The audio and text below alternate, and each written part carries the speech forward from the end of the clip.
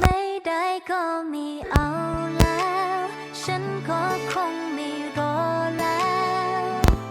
ถ้าเธอไม่ใช่ก็ไม่ต้องฝืนต่อไปอยู่ทำไมเธอเคยบอกฉันว่าเธอไม่อยากมีใคร